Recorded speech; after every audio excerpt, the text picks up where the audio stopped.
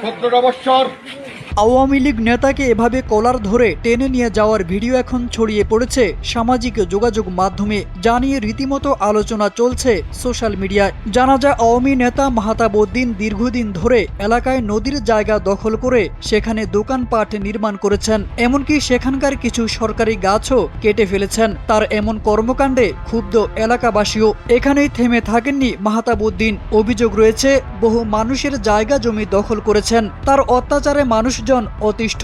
একসময় জাতীয় পার্টি করলেও 2009 সালে আওয়ামী লীগ ক্ষমতায় আসার পর তিনি আওয়ামী লীগে যোগ দিয়ে দখল সহ নানা অসদুপায় অবলম্বন করেন। তার বিরুদ্ধে একাধিক মামলাও রয়েছে। তার এক ছেলেও বৈষম্য বিরোধী আন্দোলনের আসামি হয়ে পলাতক রয়েছেন। অন্যদিকে মাহতাব উদ্দিনের চাচাতো ভাই টিটু মিয়া বলেন, মাহতাব যদি কোনো অপরাধ করে থাকেন তাহলে সেটা আইনগতভাবে ব্যবস্থা নেওয়া হবে।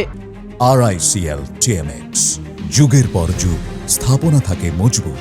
কিন্তু প্রকাশ্যে জনতার সামনে এভাবে একজনের কলার চেপে ধরে টেনে নিয়ে যাওয়া ঠিক হয়নি। ঘটনাটি ঘটে কিশোরগঞ্জে। শুক্রবার বিকেলে জেলা শহরের পুরনো থানা এলাকা থেকে মাহতাব উদ্দিনকে বিএনপি নেতা আমিনুল ইসলামের নেতৃত্বে ধরে আনা হয়। পরে থানায় খবর দেওয়া হলে পুলিশ এসে মাহতাবকে নিয়ে যায়। কিশোরগঞ্জ মডেল থানার ভারপ্রাপ্ত কর্মকর্তা আবুল কালাম বলেন, জনতা মাহতাব উদ্দিনকে আটক করে পুলিশে দিয়েছেন। তিনি এখন থানায় আছেন। লিখিত অভিযোগ পাওয়ার পর আইনগত ব্যবস্থা নেওয়া হবে।